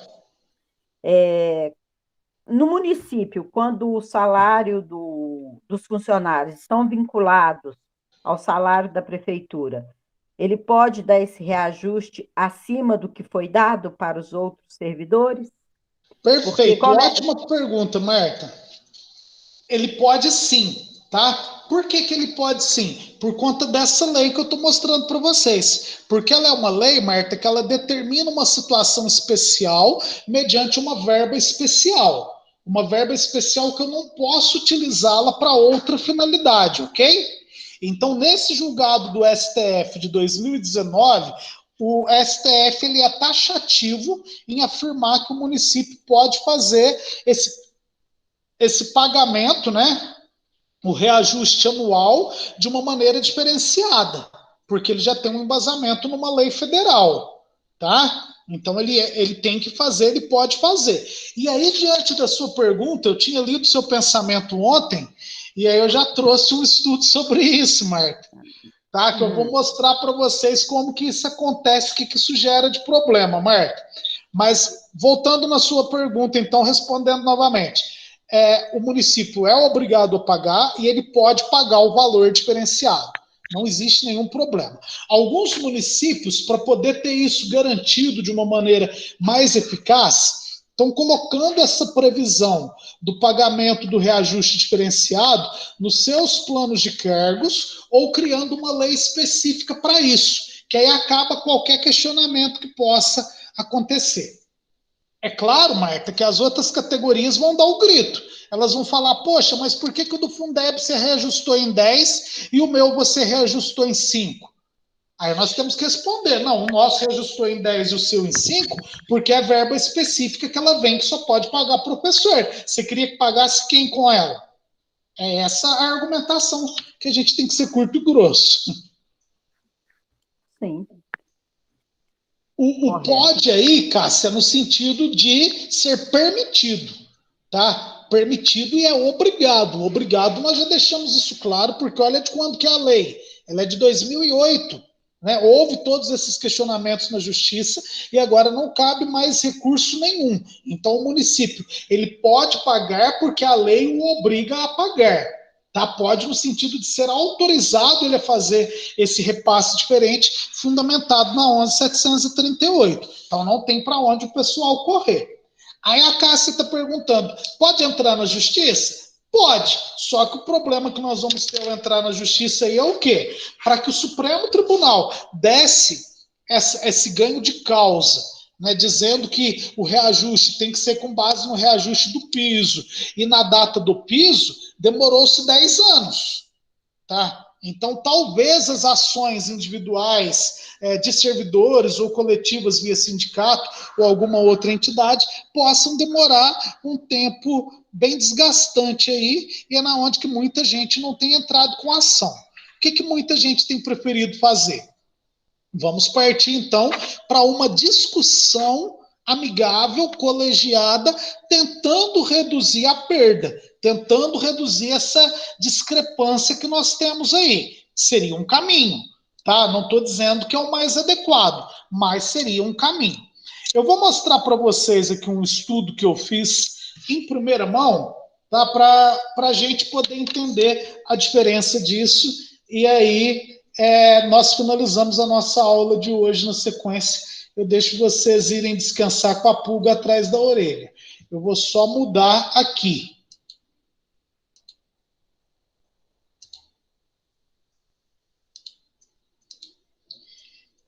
Então, olha lá o que nós temos, pessoal. Esse estudo que está aparecendo aí para vocês, apareceu aí? Esse estudo é um estudo que eu fiz, né, baseado em dados do FNDE, Fundo Nacional de Desenvolvimento da Educação, na CNTE, que é a nossa Confederação Nacional de Trabalhadores da Educação, e peguei a legislação municipal, no caso aqui de São Sebastião do Paraíso. Isso não tem nada demais, eu estou passando para vocês que é dado público, tá? Então é uma situação tranquila. O que nós temos? No ano de 2009, então, o piso era de R$ 950. Está no tamanho legível aí? Está dando para vocês enxergarem, pessoal? Tá. Perdeu 53%. Você já chegou lá, Alexandre? Aí não, hein? Calma, Alexandre. Olha lá, então.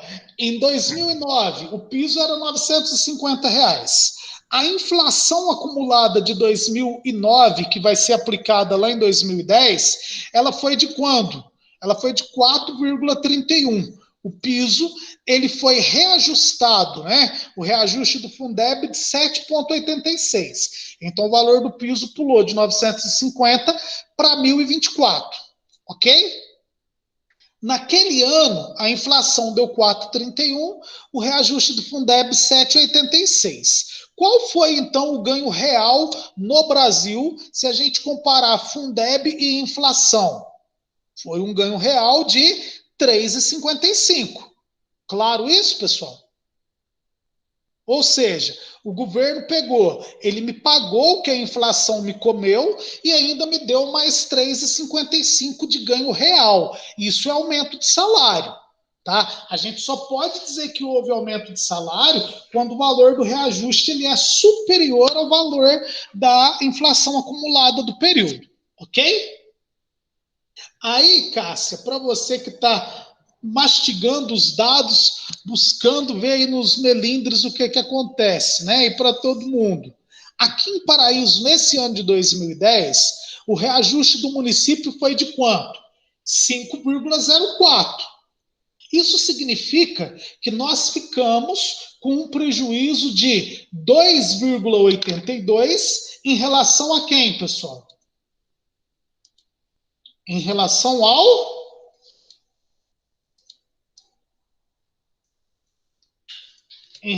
ao Fundeb, tá? Então, no ano ali de 2011, nós ficamos num prejuízo de 9,62. 2012, esse prejuízo foi maior de 16,92. E aí, isso foi até o ano de 2020, quando o prejuízo aí foi de 7,84. O que nos assusta, pessoal, nesse comparativo aqui, e seria interessante vocês fazerem isso dos municípios de vocês. O que nos assusta? Que apenas em um ano, se nós pegarmos de 2010 até 2021, o município aqui de Paraíso pagou a mais do que o reajuste do Fundeb. Olha que coisa absurda, né? Que ano foi esse? Ano de 2019, onde o Fundeb deu um reajuste de 4,17 e o município veio com 4,54. Mas não adiantou nada, em 2020 ele tirou. Oi?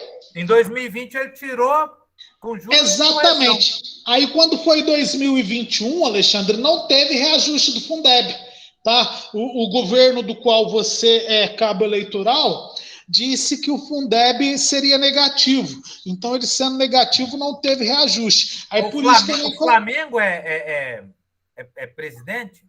Como é que é? É o Flamengo ou o Corinthians? Pode ser os dois. Então, Alexandre, o que acontece? Para 2021 não deu nem para a gente fazer a diferença, porque o que o município deu em 2021 aí de 4,56, nós estamos entendendo que é a reposição da inflação. A inflação lá ficou na casa dos 4,30 e alguma coisa, quer dizer que não vai dar nem 0,5% de diferença. Tá? Então é muito complicado quando a gente para para fazer essa análise, pessoal, porque olha o que ocorre. De 2010 até 2021, o Fundeb subiu quanto? Ele teve um aumento, um reajuste de 117,41%. E no município, esse reajuste foi de quanto? 68,27%. O que vai nos dar uma diferença aí simplesmente de 53% de diferença do Fundeb. Ou seja, é muito dinheiro, gente. 53% de diferença no meu salário, acumulado, corrigido dentro de 10 anos, isso elevaria o nosso salário aí a uma diferença quase que de R$1.000, tá? Mas claro, tem que, assim, isso dá mais, né? Porque, por exemplo, digamos que lá em 2012, que a diferença foi de 16,92. Mas esse não foi simplesmente 16,92, né? Tem o acréscimo sobre o acréscimo, né? Exatamente, nós estamos falando aqui de um modo grosso, Alexandre. Por isso que os valores lá embaixo dão valores tão diferentes, que é acréscimo sobre acréscimo, e aí você ainda tem que considerar o cenário econômico no contexto geral. Tá? Então, a defasagem ela é grande. O problema, então, do salário da educação municipal a nível de Brasil estar defasado, aí eu não estou defendendo ninguém, mas nós estamos sendo técnicos, não é culpa do MEC, é culpa das prefeituras, porque o MEC deu o reajuste, as prefeituras que não deram. Essa realidade que nós temos aqui de Paraíso, eu tenho quase que certeza que ela é muito próxima da realidade de Monte Santo, de Barbacena, de Franca e dos outros municípios aí Brasil afora, tá? Por que o município não deu? Porque ele entende que aquele recurso que veio é a mais para ele, aí ele vai querer utilizar isso no MDE, na manutenção e desenvolvimento da educação, com reformas, com construções, isso, aquilo e aquilo outro. Como a legislação ela estabelece percentual mínimo para ser gasto com profissionais, o município acaba utilizando isso como um argumento. Ou seja, o município vai falar assim, não, o que eu tenho que gastar com profissionais do magistério é 60%, que é o que era obrigatório na vigência do Fundeb anterior. Então ele falava, não, se eu estou gastando 60%, eu não sou obrigado a gastar mais nada. Né? Aí fica muito complicado. Fica difícil da gente engolir esse sapo desse tamanho, Cássia, porque quem paga o papo e quem paga o prejuízo somos nós. Né? Quem paga o prejuízo somos nós. Porque aí a gente tem que considerar que além de você ter ficado nesse prejuízo de 10%, 12%, você ainda tirou dinheiro do seu bolso para comprar cartolina, para poder fazer impressão de atividades para os alunos com a sua impressora, com a sua tinta, com a sua energia elétrica, com o seu papel sulfite muitas das vezes e outras coisas mais que se eu for nomear aqui, nós vamos passar do horário. Tá? Então, pessoal, a primeira provocação nossa aqui sobre o Fundeb, e nós continuamos a discutir isso na semana que vem, é essa desvalorização do trabalhador em relação aos reajustes que nós temos. Tá? Então, os reajustes são dados de uma maneira pelo MEC, os municípios vêm e fazem de uma outra forma. Agora nós temos essa obrigatoriedade. A STF foi lá e falou, não, você é obrigado a fazer. O para trás, gente, é claro que a gente não vai receber tudo. Não adianta a gente ter a ilusão de achar que nós vamos receber o retroativo 2010. Mas vamos provocar os municípios, Rosário. Vamos provocar a nossa cidade aí, Fabiola, para que pague pelo menos a metade do que está defasado. E de agora em diante, aí sim, siga os valores que tem que ser seguido. Porque aí seria um ganho muito significativo. Né? Então, a gente precisa de ter um movimento, Cássio. Eu acho que entrar na justiça é importante, mas nem tudo se resolve pela justiça. Se a gente tiver conselhos fortes, se a gente tiver sindicatos fortes, entidades fortes, a gente consegue vencer pelo convencimento. Somos professores, né? Então nós temos esse dom da argumentação e baseado em dados técnicos, eu acredito que é possível mudar. Tá? Mas é uma questão cultural, é complicado. né? Porque o que todo mundo vai dizer? Eu sou o prefeito que estou chegando agora, eu não tenho culpa do que aconteceu há 10 anos. Claro que não, mas você é o prefeito, você casou com a viúva, o filho é seu, o enteado foi junto. É brinde, agora você tem que resolver. Né? Se você não resolver, esse problema vai continuar aí lá na frente. Ele passa a ser seu também. Então, quer dizer, o para trás é complicado, né? Porque o para trás é complicado. Até onde eu sei, longe de mim, eu entendo de música, né? A lei ela não retroage para efeitos condenatórios, né? Exatamente. Eu e não ainda sei que se ela recebe o para trás. A questão aí, Alexandre, trabalhista, ela fala dos últimos 5 anos. O que passou dos últimos 5 anos eu não posso mais reivindicar. Então, hoje, 2026, nós podemos reivindicar o quê? De 2016 até agora. Quando for o ano que vem, dançamos no 2016. E assim por diante.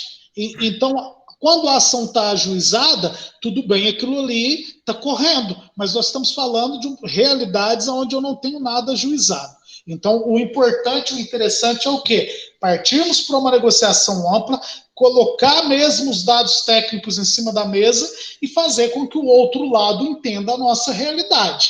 Né? Porque, além do Fundeb, o município tem os 25% que ele deve gastar exclusivamente com educação. Então, se o município quiser, gente, dá para fazer muita coisa. Não faz se não quiser. E aí, essa é a resposta que nós temos para quem me perguntou lá atrás. Né? Por que nunca foi feito, Cássia?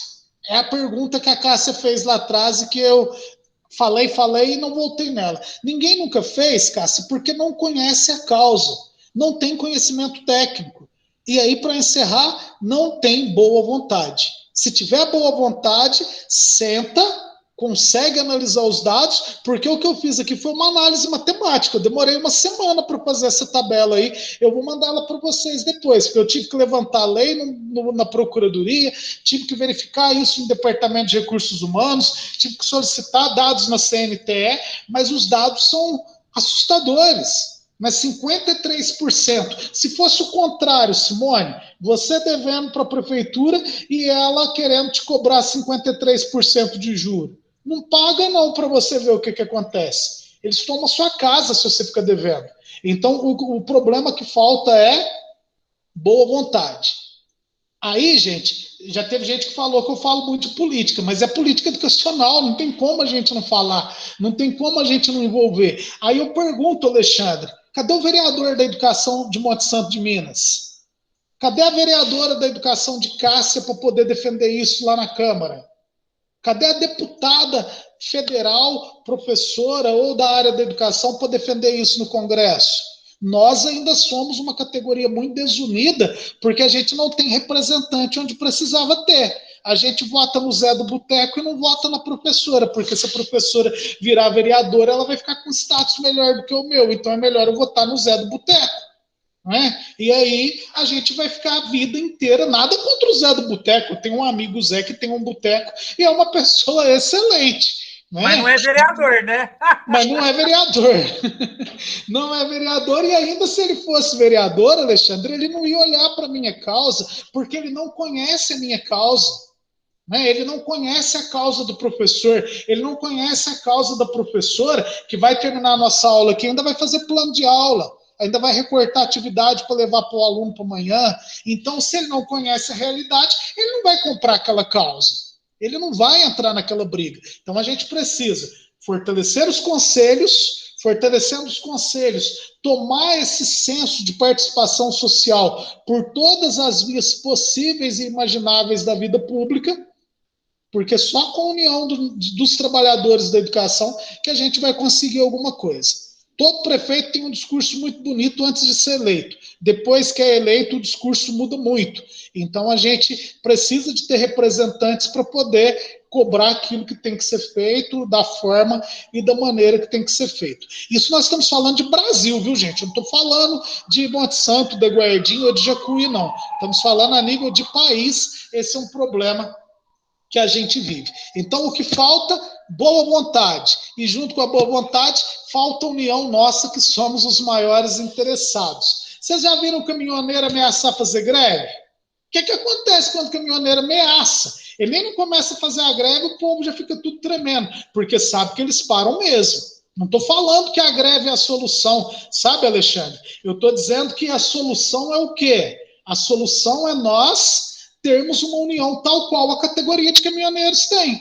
Uma união tal qual, igual a turma da segurança pública tem. Vamos comparar lá a nível de Congresso quantos deputados federais existiam antes de 2018 da área de segurança pública e quantos que tem hoje. Os caras estão tomando o Congresso. É uma quantidade absurda. Só em Minas Gerais eu acho que são 5 a 6 delegados que são deputados estaduais tem o e coronel federais. fulano, delegado cicrano, cabo fulano. Delegado ciclano, cabo fulano, tenente não sei quem, major não sei quem, general não sei quem, mas você não tem lá merendeira não sei quem, professora não sei quem, secretária escolar não sei quem. Porque nós estamos votando no povo errado. Aí você vota no povo errado, não pode cobrar depois. Vamos encerrar, então, senão daqui a pouco vão falar que eu estou pedindo voto ou falando mal de político. Nós só estamos fazendo uma análise. Você está lançando para deputado. Oi? Você está lançando para deputado já, fazendo a plataforma. Daqui a pouco vão falar isso. Então, a gente tem que analisar tecnicamente, Alexandre, porque a gente analisando tecnicamente, ninguém vai mentir para a gente. A pessoa, às vezes, até mente, mas você vai falar, nossa, você está mentindo justo para mim? Eu já sei que não é assim. Pessoal, então agradeço vocês. O triste é você saber que a pessoa está mentindo e você não ter coragem suficiente para falar, cara, não mente para mim. No casamento, às vezes, acontece isso, né? Acontece muito. Aí é duro mesmo, viu? Mas não, aí, Alexandre, para a gente encerrar mesmo, nós vamos perder o casamento do José. Tá? O que acontece? Nós não podemos questionar pessoalmente para evitar qualquer situação constrangedora, mas o conselho pode. Lá no conselho, o conselho pode apertar e pode falar, ô Márcia, você falou isso lá no discurso seu, Márcia Bujato, mas parece que a lei fala outra coisa, explica para mim aquilo que você falou lá. Ô Andréia Ferreira, você falou isso assim, assim lá, mas me mostra o documento disso que você está falando. O conselho pode fazer isso, você foi nomeado para isso, o conselheiro é para essa situação. Bom descanso para todo mundo, pessoal. Nos encontramos na quarta-feira que vem. Até mais. Boa noite. Boa noite. Boa noite.